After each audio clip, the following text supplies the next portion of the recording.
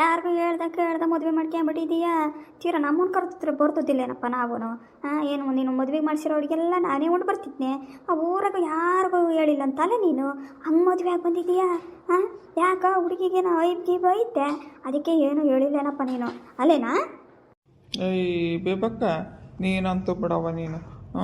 ಊರಗಳದ್ದು ವಿಷಯ ಎಲ್ಲ ಬೇಕು, ಇಡೀ ಜಗತ್ತಿಂದೇ ಬೇಕು ನಿನಗೆ. ಅವನ ಹೆಂಡ್ತಿ ಭಾಳ ಚೆನ್ನಾಗಿದ್ದಾರೆ ಹೇಳು, ಯಾವ ಐಬಿಲ್ಲ ಪ್ಯಾಬಿಲ್ಲ.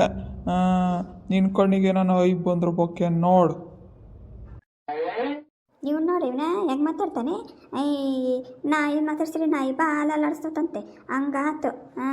ನಾವೇನೋ ಒಂದು ಕೇಳಿದರೆ ಇವನು ಬಾ ಮುಚ್ಕೊಂಡಿರ್ಲಾರ್ದಂಗೆ ಎತ್ತೆಟ್ಲಕ್ಕ ಮಾತಾಡ್ತಾನೆ. ನನಗೆ ಬೇಕು ಕಣ, ನನಗೆ ಊರಿಂದು ಬೇಕು, ದೇಶದ್ದು ಬೇಕು. ನೀನು ಬ್ಯಾಡಂದ್ರೆ ನೀನು ಸುಮ್ಮ ಕೂತ್ಕ ನೀನು.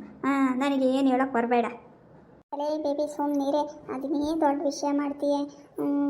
ಹೋಗ್ಲಿ ಬಿಡಪ್ಪ ಚಂದ್ರು, ಈಗ ನಿನ್ನ ಹೆಂಡ್ತಿ ಚೆನ್ನಾಗಿದ್ದಾಳಲ್ಲ, ನಮ್ಮನ್ನ ಒಂದ್ಸರಿ ಎಲ್ಲ ನಿಮ್ಮ ಮನೆಗೆ ಕರ್ಸಪ್ಪ, ಏನಾದ್ರು ಅಡುಗೆ ಮಾಡಿಸಿ. ನಿಮ್ಮ ಹೆಂಡ್ತಿ ಕೈ ರುಚಿನೂ ನೋಡ್ದಂಗೆ ಆಕತ್ತೆ, ನಿನ್ನ ಹೆಂಡ್ತಿನೂ ನೋಡ್ದಂಗೆ ಆಕತ್ತೆ. ಊರಗಳನ್ನ ಎಲ್ಲರನ್ನೂ ಕರೆಸಿ ಒಂದ್ಸರಿ ಅಡುಗೆ ಮಾಡಿಸಿ ಊಟಕ್ಕೆ ಹಾಕ್ಸು. ಊನಕ್ಕ ಹಾಕಿಸ್ತೀನಿ. ನಾನು ಹೆಂಡ್ತಿನ ಪಾಪ ಈ ಊರಿನ ಜನಕ್ಕೆ ಅಡ್ಜಸ್ಟ್ ಆಗ್ಬೇಕಲ್ಲಕ್ಕ. ಪಾಪಿನ ಬಂದು 2 ದಿನ ಆಗಿಲ್ಲ. ಆಯ್ತು ಹೇಳ್ರಿ, ಅಡುಗೆ ಮಾಡಿಸೋದೇನು ದೊಡ್ಡದೇನಕ್ಕ, ಮಾಡಿಸ್ತೀನಿ. ಲೇ ಬಾರಲೇ ಹೋಗೋಣ. ನೀನು ಒಂದು ಕೆಲಸ ಮಾಡಂದ್ರೆ ಇಲ್ಲಿ ಮಾತಾಡ್ಕೊಂಡು ಕುತ್ಕೊಂಡಾನೆ.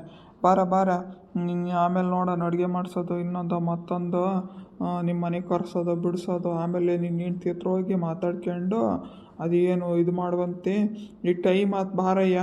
ಅಲ್ಲೊಂದು ನಿಮ್ಮ ಮನೆ ಹತ್ರ ಒಂದು ಸ್ವಲ್ಪ ಹೊತ್ತು ಕಾದು, ಇಲ್ಲೊಂದು ಸ್ವಲ್ಪ ಹೊತ್ತು ಕಾದು. ನಂದಂತೂ ಬಿಡಪ್ಪ ಅತ್ಲಾಗೆ, ನಿಂದು ಕೆಲಸ ಆಗಲ್ಲ, ನಂದು ಕೆಲಸ ಆಗಲ್ಲ. ಬಾರಯ್ಯ ಜಲ್ದಿ ಹೋಗೋಣ, ಟೈಮ್ ಆತು. ರವಿ ಹಂಗ್ಯಾಕೆ ಮಾಡ್ತೀವಿ ಸುಮ್ಮನಿರ. ಪಾಪ ಏನೋ ಹೆಣ್ಮಕ್ಳು, ಊರಿನ ಹೆಣ್ಮಕ್ಳು ನನಗಿಂತ ದೊಡ್ಡವರು ಮಾತಾಡ್ಸಿದ್ರೆ ಮಾತಾಡ್ಬೇಕಣಯ್ಯ. ಹಂಗೆ ಹೋದ್ರೆ ನೋಡಿ ಎಷ್ಟು ದುರಂಕಾರಿ ಅಂದ್ಕೊಂತಾರೆ, ನಿನಗೆ ಗೊತ್ತಾಗಲ್ಲ, ಸುಮ್ಮನಿರಲ್ಲ.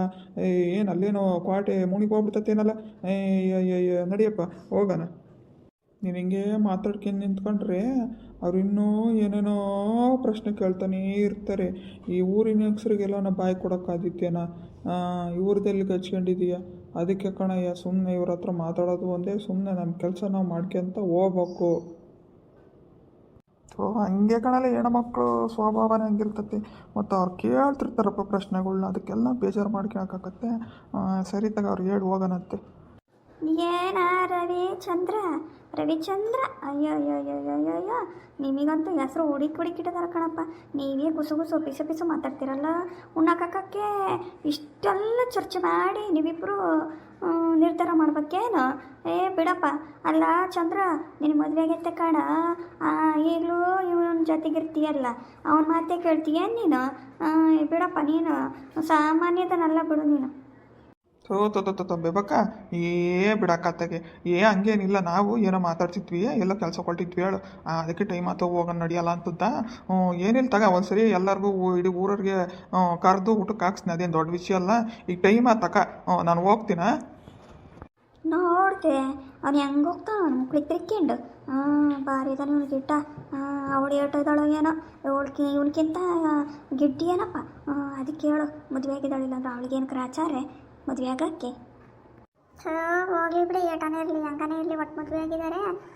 ಸರಿ, ಇವಾಗ ಹೊತ್ತಂತ ಭಾಳ ಹೊತ್ತಂತ ಇಲ್ಲೇ ನಿಂತ್ಕೊಂಡು ನಾನಿನ್ನು ಅಡುಗೆ ಮಾಡಬೇಕು. ಹೋಗ್ತೀನ ನಾನು. ಅಯ್ಯೋ, ನಾನು ಅಂದ್ರೆ ಕಣಕ ಹುಡುಗರು ಕಳಿಸಿ ಮುಸ್ರೆಲ್ಲ ಹಂಗೆ ಬಿಟ್ಟು ಬಂದಿದ್ದೆ, ಮನೆಗೆ ಏನೋ ಕೆಲಸ ಮಾಡಿದ್ದಿಲ್ಲ. ನಾನು ಹೋಗ್ತೀನಿ ಕಣಕ ಮನೆಗೆ. ಆಮೇಲೆ ಸಂಜೆ ಸಿಗ್ತೀನಿ ನಿಮಗೆ.